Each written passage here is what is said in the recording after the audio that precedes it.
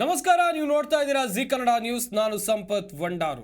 ಲೋಕಸಭೆ ಚುನಾವಣೆ ಗೆಲ್ಲೋಕೆ ಮೂರು ಪಕ್ಷದವರು ಭರ್ಜರಿಯಾದಂಥ ತಯಾರಿಯನ್ನ ನಡೆಸ್ತಾ ಇದ್ದಾರೆ. ಮೀಟಿಂಗ್ಗಳ ಮೇಲೆ ಮೀಟಿಂಗ್ ನಡೀತಾ ಇದೆ. ಲೋಕಸಭೆ ಗೆಲ್ಲೋಕೆ ಮೂರು ಪಕ್ಷಗಳು ಒಂದು ಕಡೆಯಲ್ಲಿ ಭರ್ಜರಿಯಾದ ತಯಾರಿಯನ್ನ ನಡೆಸ್ತಾ ಇದೆ. ಹಾಗೇನೆ ಕಾಂಗ್ರೆಸ್ನ ಸುರ್ಜೇವಾಲಾ ಎಂಟ್ರಿ ಆಗಿದೆ. ಜೆಡಿಎಸ್ ಒಂದೊಂದು ಕಡೆಯಲ್ಲಿ ಮೀಟಿಂಗ್ ನಡೆಸ್ತಾ ಇದೆ. ಅತ್ತ ರೆಸಾರ್ಟ್ನಲ್ಲಿ ಬಿಜೆಪಿಯವರು ಹೈ ವೋಲ್ಟೇಜ್ ಸಭೆಯನ್ನ ನಡೆಸ್ತಾ ಇದ್ದಾರೆ. ಇಲ್ಲಿ ಒಂದಂತೂ ಸ್ಪಷ್ಟ, ಮೂರು ಪಕ್ಷಗಳು ಕ್ಲಿಯರ್ ಕಟ್ ಆದಂತ ರಣತಂತ್ರವನ್ನ ಹಾಕೊಂಡಿದೆ. ರಾಜ್ಯದಲ್ಲಿ ಲೋಕಸಭೆ ಚುನಾವಣೆಯ ಫೀವರ್ ಹೀಗಾಗಿ ದಿನದಿಂದ ದಿನಕ್ಕೆ ಜಾಸ್ತಿ ಆಗ್ತಾ ಇದೆ. ಒಂದು ಕಡೆಯಲ್ಲಿ ಕಾಂಗ್ರೆಸ್ ಮೀಟಿಂಗ್, ಇನ್ನೊಂದು ಕಡೆಯಲ್ಲಿ ಜೆಡಿಎಸ್ ಪಕ್ಷದ ಕಚೇರಿ, ಜೆಪಿ ಭವನದಲ್ಲಿ ಜೆಡಿಎಸ್ನ ಮೀಟಿಂಗ್, ಹಾಗೇನೆ ಖಾಸಗಿ ರೆಸಾರ್ಟ್ನಲ್ಲಿ ಬಿಜೆಪಿಯ ಮೀಟಿಂಗ್. ಮೂರು ಪಕ್ಷಗಳು ಮೀಟಿಂಗ್ ಅನ್ನು ನಡೆಸ್ತಾ ಇವೆ.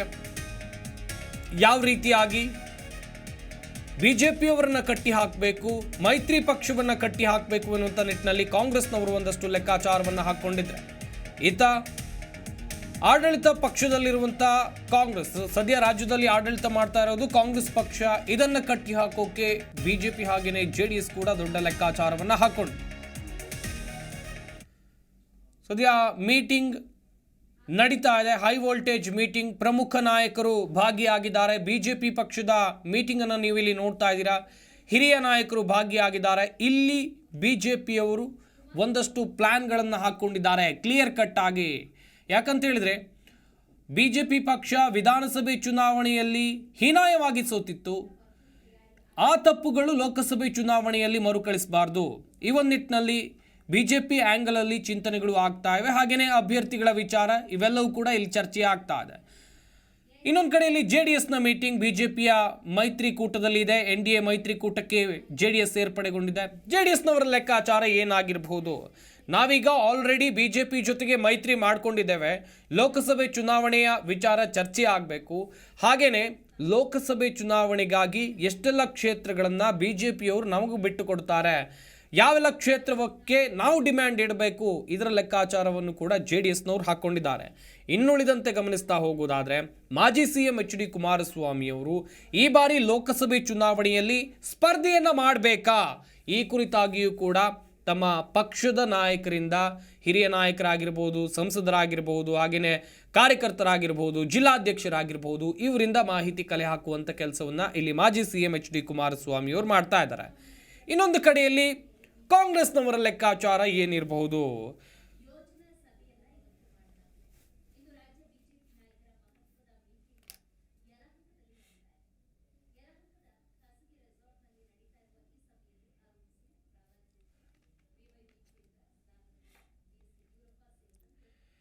ಈ ಬಗ್ಗೆ ಇನ್ನಷ್ಟು ಮಾಹಿತಿಯನ್ನು ಕೊಡ್ತಾರೆ ನಮ್ಮ ಪ್ರತಿನಿಧಿ ಜನಾರ್ದನ್ ಹೆಬ್ಬಾರ್. ಲೈವ್ ನಲ್ಲಿ ಜಾಯ್ನ್ ಆಗ್ತಾ ಇದ್ದಾರೆ. ಜನಾರ್ದನ್, ಲೋಕಸಭೆ ಚುನಾವಣೆಗಾಗಿ ಇಲ್ಲಿ ಕ್ಲಿಯರ್ ಆಗಿ ಮೂರು ಪಕ್ಷಗಳು ಕೂಡ ದೊಡ್ಡ ಮಟ್ಟದ ಲೆಕ್ಕಾಚಾರಗಳನ್ನು ಹಾಕೊಂಡಿದ್ದಾರೆ, ಹಾಗೆಯೇ ಪ್ಲಾನ್ಗಳನ್ನು ಕೂಡ ಹಾಕೊಂಡಿದ್ದಾರೆ.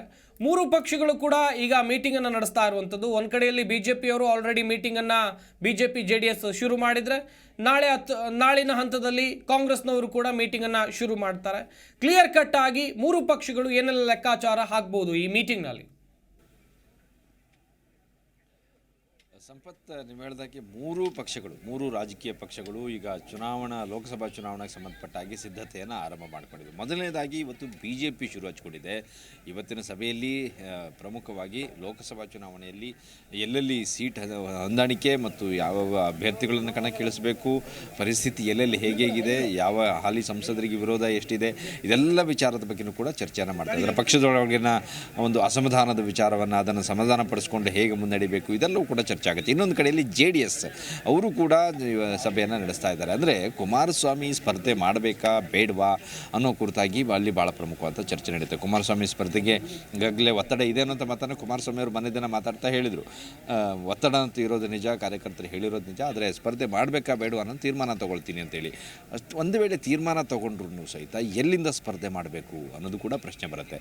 ಮಂಡ್ಯ ಲೋಕಸಭಾ ಕ್ಷೇತ್ರದಿಂದನೇ ಸ್ಪರ್ಧೆ ಮಾಡಬೇಕಾ ಅಥವಾ ಬೇರೆ ಕ್ಷೇತ್ರದಲ್ಲಿ ನಿಲ್ಲಬೇಕಾ, ಈ ಪ್ರಶ್ನೆಗಳು ಕೂಡ ಬರುತ್ತೆ. ಬೆಂಗಳೂರು ಗ್ರಾಮಾಂತರದ ಬಗ್ಗೆಯೂ ಕೂಡ ಅವರ ಹೆಸರು ಕೇಳಿ ಬರ್ತಾ ಇದೆ. ಯಾಕಂದರೆ ಒಂದು ಬಾರಿ ಅವರಲ್ಲಿ ಸ್ಪರ್ಧೆ ಮಾಡಿದಂಥವ್ರು. ಹೀಗಾಗಿ ರಾಜಕೀಯ ಸನ್ನಿವೇಶಗಳನ್ನು ನೋಡಿಕೊಂಡು ಯಾವ ನಿರ್ಧಾರವನ್ನು ತೆಗೆದುಕೋಬೇಕು ಅನ್ನೋಂಥ ವಿಚಾರವನ್ನು ಚರ್ಚೆಯನ್ನು ಮಾಡ್ತಾರೆ. ನಾಳೆ ದಿನ ಸಭೆಯಲ್ಲಿ ಚರ್ಚೆಯನ್ನು ಮಾಡ್ತಾರೆ. ಇನ್ನು ಕಾಂಗ್ರೆಸ್ನಲ್ಲೂ ಕೂಡ ಲೋಕಸಭಾ ಚುನಾವಣೆ ಸಿದ್ಧತೆ ನಡೀತಾ ಇದೆ. ಸುರ್ಜೇವಾಲಾ ಅವರು ಬಂದು ಅವರು ಕೂಡ ಸಭೆಯನ್ನು ಮಾಡ್ತಾ ಇದ್ದಾರೆ. ಅಂದರೆ ಮೂರು ಪಕ್ಷಗಳ ಪ್ಲ್ಯಾನ್ ಏನಿದೆ ಅಂತಂದರೆ ತುಂಬ ವಿಳಂಬವಾಗಿ ಕೊನೆಯ ಕ್ಷಣದಲ್ಲಿ ಅಭ್ಯರ್ಥಿಗಳನ್ನು ಆಯ್ಕೆ ಮಾಡೋದು, ಬಿ ಫಾರ್ಮ್ ಕೊಡೋದು, ಅವರನ್ನು ಕಣಕ್ಕಿಳಿಸೋದು, ಈ ರೀತಿ ಮಾಡಿದ್ರೆ ಭಾಳಷ್ಟು ಸಾರಿ ಇಂತಹದೇ ಕಾರಣಕ್ಕಾಗಿ ಸೋಲಾಗಿದೆ ಅನ್ನುವಂಥ ಚರ್ಚೆ ಆತ್ಮಾವಲೋಕನ ಸಭೆಯಲ್ಲಿ ಬಂದಿದ್ದಿದೆ. ಚುನಾವಣೆ ನಂತರದಲ್ಲಿ ಸೋಲಾದಾಗ ಆ ಒಂದು ಸಭೆಯಲ್ಲಿ ಚರ್ಚೆಗೆ ಬಂದಿದ್ದಿದೆ. ಆ ಕಾರಣಕ್ಕಾಗಿ ಆ ತಪ್ಪು ಆಗಬಾರ್ದು. ಮುಂಚಿತವಾಗಿಯೇ ಅಭ್ಯರ್ಥಿಗಳನ್ನು 1.5 ತಿಂಗಳು ಮುಂಚಿತವಾಗಿಯೇ ಅಭ್ಯರ್ಥಿಗಳನ್ನು ಫೈನಲ್ ಮಾಡ್ಕೋಬೇಕು. ಒಮ್ಮತದ ಅಭ್ಯರ್ಥಿಯನ್ನು ಕಣಕ್ಕಿಳಿಸಬೇಕು. ಅಲ್ಲಿ ಏನೇ ಸಮಸ್ಯೆ ಇದ್ರೂ ಅದನ್ನು ಕೂಡ ಸರಿಪಡಿಸಿ ಎಲ್ಲ ರೀತಿಯ ಲೆಕ್ಕಾಚಾರಗಳು, ಅಭ್ಯರ್ಥಿಯ ಒಂದು ಪ್ರಭಾವ, ಅಭ್ಯರ್ಥಿಯ ಜಾತಿ, ಅಭ್ಯರ್ಥಿಯ ಜೊತೆಗೆ ಪಕ್ಷದ ಎಲ್ಲ ಒಗ್ಗಟ್ಟು, ಇದೆಲ್ಲವನ್ನೂ ಸೇರಿಸಿ ಒಂದು ಅಭ್ಯರ್ಥಿಯನ್ನು ಫೈನಲ್ ಮಾಡ್ಕೋಬೇಕು. ಆ ಕಾರಣಕ್ಕಾಗಿ ಮುಂಚಿತವಾಗಿಯೇ ಸಭೆಯನ್ನು ನಡೆಸಬೇಕು ಅನ್ನುವಂಥ ತೀರ್ಮಾನಕ್ಕೆ ಮೂರು ಪಕ್ಷಗಳು ಬಂದಂತಿದೆ. ಅದೇ ಕಾರಣಕ್ಕಾಗಿ ಸುರ್ಜೇವಾಲಾ ಅವರು ಕೂಡ ಬರ್ತಾ ಇದ್ದಾರೆ. ಕಾಂಗ್ರೆಸ್ನಿಂದ ಸಭೆ ಕೂಡ ನಡೆಯುತ್ತೆ. ಎಲ್ಲ 28 ಲೋಕಸಭಾ ಕ್ಷೇತ್ರದ ಬಗ್ಗೆಯೂ ಕೂಡ ಅವರು ಚರ್ಚೆಯನ್ನು ಮಾಡ್ತಾರೆ. ಆ ಚರ್ಚೆಯಲ್ಲಿ ಅಭ್ಯರ್ಥಿಗಳನ್ನು ಬಹುತೇಕ ಫೈನಲ್ ಮಾಡಿಕೊಂಡು ಅದನ್ನು ಹೈಕಮಾಂಡ್ ಕಳಿಸಿ ಅಂತಿಮ ಮಾಡುವಂಥ ಸಾಧ್ಯತೆ ಇದೆ. ಕಾಂಗ್ರೆಸ್ನಲ್ಲಿಯೂ ಸಹಿತ ಎಲ್ಲ ಪಕ್ಷದಲ್ಲಿರುವಾಗೆ ಅಲ್ಲಿಯೂ ಕೂಡ ಗೊಂದಲ ಇದ್ದೇ ಇದೆ. ಒಂದು ಕಡೆಯಲ್ಲಿ ಸಿದ್ದರಾಮಯ್ಯನವರ ಕಡೆಯವರ ಅಭ್ಯರ್ಥಿ ಕಣಕ್ಕಿಳಿಸಬೇಕು ಅಂತ, ಇನ್ನೊಂದು ಕಡೆಯಲ್ಲಿ DK ಶಿವಕುಮಾರ್ ಅವ್ರನ್ನ ಕಡೆಯವ್ರನ್ನ ಕಣಕ್ಕಿಳಿಸಬೇಕು ಅಂತ. ಈಗ ಅಲ್ಲೂ ಕೂಡ ಕಾಂಗ್ರೆಸ್ನಲ್ಲೂ ಬಣ ರಾಜಕೀಯ ಇದ್ದೇ ಇದೆ. ಅಲ್ಲಿ ಆ ಒಂದು ಸಮಸ್ಯೆಗಳನ್ನು ಸರಿಪಡಿಸ್ಕೊಂಡು ಟಿಕೆಟ್ ಫೈನಲ್ ಮಾಡೋದು ಅಲ್ಲಿಯೂ ಕೂಡ ಅವರಿಗೆ ದೊಡ್ಡ ಹರಸಾಹಸ. ನಾವೀಗಾಗಲೇ ನೋಡಿದ್ದೀವಿ, ಅಲ್ಲಿ ನಿಗಮ ಮಂಡಳಿಗಳನ್ನು ಫೈನಲ್ ಮಾಡೋದಕ್ಕೆ ಒದ್ದಾಟ ಆಗ್ತಾ ಇದೆ. ಅಷ್ಟರ ಮಟ್ಟಿಗೆ ಸಮಸ್ಯೆ ಇದೆ. ಇನ್ನು ಲೋಕಸಭಾ ಟಿಕೆಟ್ ಅಂದಾಗ ಸಹಜವಾಗಿ ಇನ್ನಷ್ಟು ತಿಕ್ಕಾಟ ಇದ್ದೇ ಇರುತ್ತೆ. JDS ಮತ್ತು BJP ಹೊಂದಾಣಿಕೆ ಆಗಿರುವಂಥ ಹಿನ್ನೆಲೆಯಲ್ಲಿ ಈಗ ಸದ್ಯಕ್ಕೆ JDSಗೆ ಎಲ್ಲೆಲ್ಲಿ ಅವಕಾಶ ಸಿಗುತ್ತೆ ಅನ್ನುವಂಥ ಒಂದಷ್ಟು ಅಂದಾಜುಗಳು ಅವರ ಮಾತುಕತೆಯಲ್ಲಿ ಒಳಗಡೆ ಅವರಲ್ಲಿ ಮಾಹಿತಿ ಇದ್ದೇ ಇರುತ್ತೆ ಅವರಿಗೆ. ಹಾಗಾಗಿ ಆ ಕ್ಷೇತ್ರಗಳ ಬಗ್ಗೆ ಗಮನ ಹರಿಸಿ ಕುಮಾರಸ್ವಾಮಿ ಎಲ್ಲಿ ಕಣಕ್ಕಿಳಿಬೇಕು ಅಥವಾ ಬೇರೆ ಕ್ಷೇತ್ರದಲ್ಲಿ ಯಾರೆಲ್ಲ ಅಭ್ಯರ್ಥಿಗಳನ್ನು ಕಣಕ್ಕಿಳಿಸಬೇಕು ಅನ್ನೋಂಥ ವಿಚಾರವಾಗಿ ಚರ್ಚೆ ನಡೆಯುತ್ತೆ. ಅದರ ನಂತರದಲ್ಲಿ BJP ಜೊತೆ ಹೊಂದಾಣಿಕೆ ಆದಾಗ ಹೇಗೆಲ್ಲ ಮಾಡ್ಕೋಬೇಕು. ಯಾಕಂದರೆ BJP JDS ಎರಡೂ ಕಡೆಯಲ್ಲೂ ಬೇರೆ ಬೇರೆ ಕಡೆಯಲ್ಲಿ ಬೇರೆ ಬೇರೆ ಹೆಚ್ಚಿನ ಪ್ರಭಾವವನ್ನು ಹೊಂದಿರುವಂಥದ್ದು. ಹಾಗಾಗಿ ಅಷ್ಟೊಂದು ಕ್ಲಾಶಸ್ ಆಗುವಂಥ ಸಾಧ್ಯತೆ ತೀರಾ ಕಡಿಮೆ ಇದೆ. ಹೀಗಾಗಿ ಇದರ ಲಾಭವನ್ನು ಪಡ್ಕೊಳ್ಳೋದಕ್ಕೆ ಯಾವ ರೀತಿ ಮಾಡಬೇಕು, JDSಗೆ ಬೇಸಿರುವಂಥ ಕ್ಷೇತ್ರಗಳಲ್ಲಿ BJPಯ ಸಪೋರ್ಟನ್ನು ತೆಗೆದುಕೊಳ್ಳೋದು, BJPಯ ಬೇಸಿರುವಂಥ ಪ್ಲೇಸ್ನಲ್ಲಿ JDS ಸಪೋರ್ಟನ್ನು ಮಾಡಿ ಎಲ್ಲ ಕ್ಷೇತ್ರಗಳನ್ನು ಗೆದ್ಕೋಬೇಕು. 28ಕ್ಕೆ 28 ಲೋಕಸಭಾ ಕ್ಷೇತ್ರಗಳನ್ನು ಗೆಲ್ಲಬೇಕು ಅನ್ನೋದು ಅವರ ಪ್ಲ್ಯಾನ್ ಆಗಿದೆ. ಆ ಕಾರಣಕ್ಕಾಗಿಯೇ ಈ ಸಭೆ ಈಗಾಗಲೇ ಆರಂಭ ಆಗಿದೆ. ಇನ್ನು BJPಯಲ್ಲಿ ತೆಗೆದುಕೊಂಡ್ರೆ ಸಂಪತ್, BJPಯಲ್ಲಿ ಒಂದಷ್ಟು ಸಂಸದರು, ಹಾಲಿ ಸಂಸದರು ಈಗಾಗಲೇ ನಾವು ಸ್ಪರ್ಧೆನೇ ಮಾಡಲ್ಲ ಅಂತ ಹೇಳ್ತಾ ಇದ್ರು. ಆದರೆ ಈಗ ಕೊನೆಯ ಕ್ಷಣದಲ್ಲಿ ಸ್ಪರ್ಧೆ ಮಾಡಬೇಕು ಈ ಥರ ಮಾತುಗಳು ಕೇಳಿ ಬರ್ತಾ ಇದೆ. ಈ ಒಂದು ಗೊಂದಲಗಳು ಶುರುವಾಗಿದೆ. ಎಕ್ಸಾಂಪಲ್ ಹೇಳೋದಾದರೆ ಬೆಂಗಳೂರು ಉತ್ತರ ಲೋಕಸಭಾ ಕ್ಷೇತ್ರ ಇಷ್ಟು ದಿನ DV ಸದಾನಂದ ಗೌಡರು ಸ್ಪರ್ಧೆ ಮಾಡಲ್ಲ ಅಂತ ಅವರು ನೇರವಾಗಿ ಹೇಳಿದರು. ಆನಂತರದಲ್ಲಿ ಈಗ ಹೋಗಿ ಅವ್ರ ಮೇಲೆ ಒತ್ತಡ ಹಾಕಲಿಕ್ಕೆ ಶುರುವಾಗಿದೆ. ಅದಕ್ಕೆ ಬೇರೆ ಬೇರೆ ರಾಜಕೀಯ ಕಾರಣಗಳಿರ್ಬೋದು, ಆದರೆ ಅವ್ರ ಮೇಲೆ ಒತ್ತಡ ಹಾಕಲಿಕ್ಕೆ ಶುರು ಮಾಡಿದ್ದಾರೆ ಸ್ಪರ್ಧೆ ಮಾಡಿ ಅಂತೇಳಿ. ಇನ್ನು ಉತ್ತರ ಕನ್ನಡ ಜಿಲ್ಲೆಯಲ್ಲಿ ಅನಂತಕುಮಾರ್ ಹೆಗಡೆ ಅವರು ಸ್ಪರ್ಧೆ ಮಾಡಲ್ಲ ಅನ್ನುವಂಥ ಮಾತಿತ್ತು. ಆದರೆ ಈಗ ಮೊನ್ನೆ ಅವ್ರು ಮಾತಾಡ್ತಾ ತನ್ನ ಸ್ಪರ್ಧೆಗೆ ಕಾರ್ಯಕರ್ತರಿಂದ ಒತ್ತಡ ಬರ್ತಾ ಇದೆ ಅನ್ನುವಂಥ ಮಾತನ್ನು ಹೇಳ್ತಾ ಇದ್ದಾರೆ. ಅಂದರೆ ಚುನಾವಣೆ ಸಮೀಪ ಆಗ್ತಿದ್ದ ಹಾಗೆ ಪ್ರತಿಯೊಬ್ಬ ರಾಜಕಾರಣಿಯೂ ಸಹಿತ ಚುನಾವಣೆಗೆ ಸ್ಪರ್ಧೆ ಮಾಡೋದಕ್ಕೆ ಅಥವಾ ಗೆಲುವು ಸಾಧ್ಯತೆ ಇದೆ, ಗೆಲ್ಲುವಂತಹ ಸನ್ನಿವೇಶ ಜಾಸ್ತಿ ಇದೆ ಅನ್ನುವಂಥ ಸಂದರ್ಭದಲ್ಲಿ ಆ ಒಂದು ಆಸಕ್ತಿಯನ್ನು ಹೆಚ್ಚಿಕೊಂಡು ಮತ್ತೆ ಕಣಕ್ಕಿಳಿಯುವಂಥ ಒಂದು ಪ್ರಯತ್ನವನ್ನು ಮಾಡ್ತಾರೆ. ಅದು ಸಹಜ ಕೂಡ. ಈಗ ಅಂಥ ಒಂದು ಪ್ರಕ್ರಿಯೆ ಕಾಣ್ತಾ ಇದೆ. ಆದರೆ BJP ಹೈಕಮಾಂಡ್ ಏನು ತೀರ್ಮಾನ ಮಾಡುತ್ತೆ ಮತ್ತು ಈಗ ಪ್ಲ್ಯಾನನ್ನು ಏನು ಮಾಡ್ಕೊಂಡಿದ್ದಾರೆ ಅಂದರೆ BJPಯಲ್ಲಿ ಇವತ್ತು ಸಭೆ ನಡೀತಾ ಇದೆ. ಇನ್ನು 10ನೇ ತಾರೀಕಿನ ದಿನ ಸಭೆ ನಡೆಯುತ್ತೆ, 13ನೇ ತಾರೀಕಿನ ದಿನ ನಡೆಯುತ್ತೆ. 3 ದಿನಗಳ ಸಭೆಯಲ್ಲಿ ಪ್ರತಿ ಜಿಲ್ಲೆಯಿಂದ, ಅಂದರೆ ಪ್ರತಿಯೊಂದು ಲೋಕಸಭಾ ಕ್ಷೇತ್ರದಿಂದ ಅಲ್ಲಿನ ಪ್ರಮುಖರನ್ನು ಕರೆಸಿ ಯಾರಿಗೆ ಟಿಕೆಟ್ ಕೊಟ್ಟರೆ ಸೂಕ್ತ, ಹಾಲಿ ಇರುವ ಸಂಸದರಿಗೆ ಓಕೆನಾ, ಬೇರೆಯವರಿಗೆ ಕೊಟ್ಟರೆ ಓಕೆನಾ, ಏನು ನಿರ್ಣಯ ತೆಗೆದುಕೋಬೇಕು, ಅಲ್ಲಿನ ಜನಾಭಿಪ್ರಾಯ ಹೇಗಿದೆ, ಹಾಗಾಗಿ ಒಟ್ಟಾರೆಯಾಗಿ ತೀರ್ಮಾನವನ್ನು ತೆಗೆದುಕೊಳ್ಬೇಕು ಅಂತೇಳಿ ಎಲ್ಲರ ಅಭಿಪ್ರಾಯವನ್ನು ಸಂಗ್ರಹಿಸ್ತಾ ಇದ್ದಾರೆ. ಒಂದು ಕಡೆಯಲ್ಲಿ ಪದಾಧಿಕಾರಿಗಳನ್ನು, ಜಿಲ್ಲಾ ಮಟ್ಟದ ಪದಾಧಿಕಾರಿಗಳನ್ನು ಆಯ್ಕೆ ಮಾಡೋದ್ರ ಜೊತೆಗೆ ಈ ರೀತಿಯ ಟಿಕೆಟ್ ಹಂಚಿಕೆ ವಿಚಾರದಲ್ಲೂ ಸಹಿತ ಪಕ್ಷದೊಳಗಡೆ ಯಾರಿಗೆ ಕೊಟ್ಟರೆ ಸೂಕ್ತ, ಈ ಬಾರಿ JDSನ ಸಂಪೂರ್ಣ ಬೆಂಬಲ ಇರುತ್ತೆ. ಹಾಗಾಗಿ ಅದೆಲ್ಲವನ್ನು ಕೂಡ ಅಳೆದು ತೂಗಿ ಈ ಒಂದು ಪ್ಲ್ಯಾನನ್ನು ಮಾಡ್ಕೋಬೇಕು ಅಂಥೇಳಿ ಒಂದು ಚರ್ಚೆಯನ್ನು ಮಾಡುವಂಥ ಸಾಧ್ಯತೆ ಇದೆ. ಈ 3 ದಿನಗಳ ಸಭೆ ಏನಿದೆ ಬಹಳ ಮಹತ್ವದ ಸಭೆ BJPಗೆ. ಅದರ ಜೊತೆಯಲ್ಲಿ JDS ಕೂಡ ಸಭೆ ಮಾಡ್ತಾ ಇರೋದ್ರಿಂದ ಅವರು ಒಂದಿಷ್ಟು ತೀರ್ಮಾನ ತೆಗೆದುಕೊಂಡು, ಇವರು ಒಂದಿಷ್ಟು ತೀರ್ಮಾನ ತೆಗೆದುಕೊಂಡು ಎರಡನ್ನೂ ಸೇರಿಸಿ ಒಂದು ಸ್ಟ್ರಾಂಗ್ ಆಗಿ ಲೋಕಸಭಾ ಚುನಾವಣೆಯನ್ನು ಎದುರಿಸೋದಕ್ಕೆ ಯಾವ ರೀತಿ ಮಾಡ್ಕೋಬೇಕು ಪ್ಲ್ಯಾನು, ಅದನ್ನು ಮಾಡ್ಕೊಳ್ತಾ ಇದ್ದಾರೆ. ಇವತ್ತು ನಾಳೆ ನಾಡ್ದು, ಅಂದರೆ ಇವತ್ತು ನಾಳೆ ನಾಡ್ದು ಮೀನ್ಸ್ ಇವತ್ತು ಸಭೆ ನಡೆಯುತ್ತೆ. 13ನೇ ತಾರೀಕು, 10 ಮತ್ತು 13ನೇ ತಾರೀಕು 3 ದಿನ ನಡೆಯುವಂಥ ಸಭೆಗಳನ್ನು ಎಲ್ಲ ಫಲಿತಾಂಶವನ್ನು ಸೇರಿಸಿ ಹೈಕಮಾಂಡ್ ಮುಂದೆ ಇಟ್ಟು ಒಂದು ಅಂತಿಮ ನಿರ್ಣಯವನ್ನು ತೆಗೆದುಕೊಳ್ಳುವಂಥ ಸಾಧ್ಯತೆ ಇದೆ. ಸಂಪತ್, ಜನಾರ್ದನ್, ಇನ್ನೊಂದು ಪ್ರಮುಖ ವಿಚಾರ ಇಲ್ಲಿ ಹುಟ್ಟಿಕೊಳ್ಳುತ್ತೆ. ಯಾಕಂತ ಹೇಳಿದ್ರೆ JDSನವರು ಹಾಗೆಯೇ BJPಯವರು ಲೋಕಸಭೆ ಚುನಾವಣೆಗೆ ಮೈತ್ರಿ ಮಾಡ್ಕೊಂಡಿದ್ದಾರೆ. ಆಲ್ರೆಡಿ ಮಾತುಕತೆ ಕೂಡ ಹೈಕಮಾಂಡ್ ಮಟ್ಟದಲ್ಲಿ ನಡೆದು ಹೋಗಿದೆ. ಇನ್ನೊಂದು ಕಡೆಯಲ್ಲಿ ನೋಡ್ತಾ ಹೋಗೋದಾದರೆ BJPಯವರು ಸಪ್ರೇಟಾಗಿ ಸಭೆ ಮಾಡ್ತಾ ಇದ್ದಾರೆ, ಇತ್ತ JDSನವ್ರು JP ಭವನದಲ್ಲಿ ಸಪ್ರೇಟಾಗಿ ಸಭೆ ಮಾಡ್ತಾ ಇದ್ದಾರೆ. ಒಟ್ಟಾಗಿ ಸಭೆಯನ್ನು ಮಾಡ್ಬೋದಿತ್ತಲ್ವಾ ಎನ್ನುವಂಥ ಒಂದು ಪ್ರಶ್ನೆ.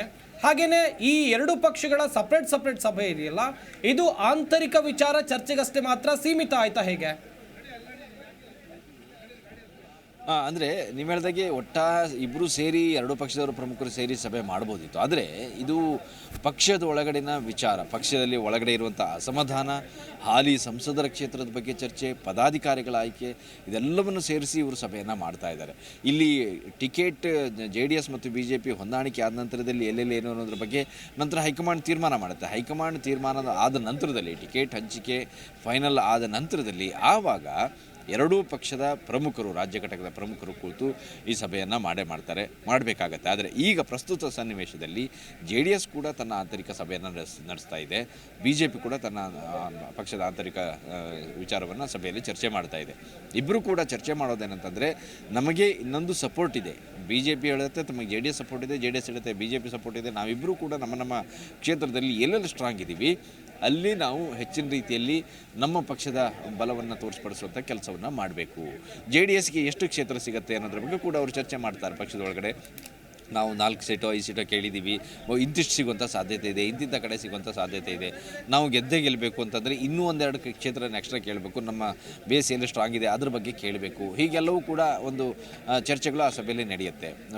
ಅಲ್ಲಿನ ಪ್ರಮುಖರು ಪಕ್ಷದ ನಾಯಕರ ಮೇಲೆ ಒತ್ತಡ ಹೇರುವಂಥ ಕೆಲಸವನ್ನು ಮಾಡ್ತಾರೆ. ಹೆಚ್ಚಿನ ಸ್ಥಾನಗಳನ್ನು ನಮಗೆ ಕೇಳಿ, BJP ಬೆಂಬಲ ಇರೋದ್ರಿಂದ ನಮಗೆ ಇನ್ನೂ 1-2 ಸ್ಥಾನ ಹೆಚ್ಚಿನ ಸ್ಥಾನ ಗೆಲ್ಲೋದಕ್ಕೆ ಈಸಿ ಆಗುತ್ತೆ, ಇದು ಪಕ್ಷ ಬಲವರ್ಧನೆಗೆ ಮುಂದೆ ಅನುಕೂಲ ಆಗುತ್ತೆ, ಮುಂದೆ ವಿಧಾನಸಭಾ ಚುನಾವಣೆ ಸಂದರ್ಭದಲ್ಲೂ ಕೂಡ ನಮಗೆ ಹೆಲ್ಪ್ ಆಗುತ್ತೆ. ಹಾಗಾಗಿ ಹೆಚ್ಚಿನ ಸ್ಥಾನಗಳನ್ನು ಕೇಳಿ ಅಂತ ಹೇಳುವಂಥ ಆಗ್ರಹವನ್ನು ಪಕ್ಷದ ನಾಯಕರ ಮೇಲೆ, ಅಂದರೆ ಕುಮಾರಸ್ವಾಮಿ ಮತ್ತು ದೇವೇಗೌಡರ ಮೇಲೆ ಉಳಿದಂಥ ಪ್ರಮುಖರು ಮಾಡುವಂಥ ಸಾಧ್ಯತೆ ಇರುತ್ತೆ, ಮಾಡ್ತಾರೆ.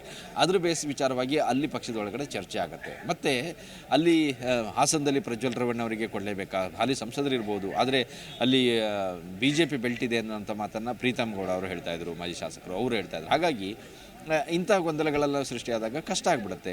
ಇದೆಲ್ಲವನ್ನೂ ಸಮಸ್ಯೆಯನ್ನು ಪರಿಹರಿಸಬೇಕು ಅನ್ನೋಂಥ ಕುರಿತಾಗಿ ಚರ್ಚೆ ನಡೆಯುತ್ತೆ. BJPಯಲ್ಲೂ ಚರ್ಚೆ ನಡೀತಾ ಇದೆ, ಕಾಂಗ್ರೆಸ್ನಲ್ಲೂ ಚರ್ಚೆ ನಡೀತಾ ಇದೆ, JDSನಲ್ಲೂ ನಡೀತಾ ಇದೆ. ಈಗ ಲೋಕಸಭಾ ಚುನಾವಣೆ ಹೊಸ್ತಿಲಲ್ಲಿರುವಂಥ ಸಂದರ್ಭದಲ್ಲಿ ಮೂರೂ ಪಕ್ಷ ಲೋಕಸಭಾ ಚುನಾವಣೆಗೆ ಬೇಕಾದಂಥ ಸಿದ್ಧತೆಯನ್ನು ಮಾಡ್ಕೊಳ್ಳೋದಕ್ಕೆ ಸಭೆಗಳನ್ನು ಆರಂಭ ಮಾಡಿದೆ. ಇನ್ನು ಬರ್ತಾ ಇದು ದಿನೇ ಜಾಸ್ತಿ ಆಗ್ತಾ ಹೋಗುತ್ತೆ ಸಭೆಗಳ ಸಂಖ್ಯೆ. ಸಂಪತ್, ಥ್ಯಾಂಕ್ ಯು ಜನಾರ್ದನ್ ನಿಮ್ಮೆಲ್ಲ ಮಾಹಿತಿಗಾಗಿ. ಒಟ್ಟಾರೆ ಲೋಕಸಭೆ ಚುನಾವಣೆಗಾಗಿ BJPಯವರು, JDSನವರು ಹಾಗೆಯೇ ಕಾಂಗ್ರೆಸ್ನವರು ಎಲ್ಲರೂ ಕೂಡ ತಯಾರಿಯನ್ನು ನಡೆಸ್ಕೊಂಡಿದ್ದಾರೆ. ಅದರ ಮುಂದುವರಿದ ಭಾಗವಾಗಿ ನೋಡ್ತಾ ಹೋಗೋದಾದರೆ ಸಭೆ ಮೇಲೆ ಸಭೆಗಳು ನಡೀತಾ ಇವೆ. ಪ್ರತಿಕ್ಷಣದ ಸುದ್ದಿಗಾಗಿ Zee Kannada news app download ಮಾಡಿ. Live TV, latest updates, entertainment, lifestyle, technology ಸುದ್ದಿ ನಿಮ್ಮ ಅಂಗೈಯಲ್ಲಿ.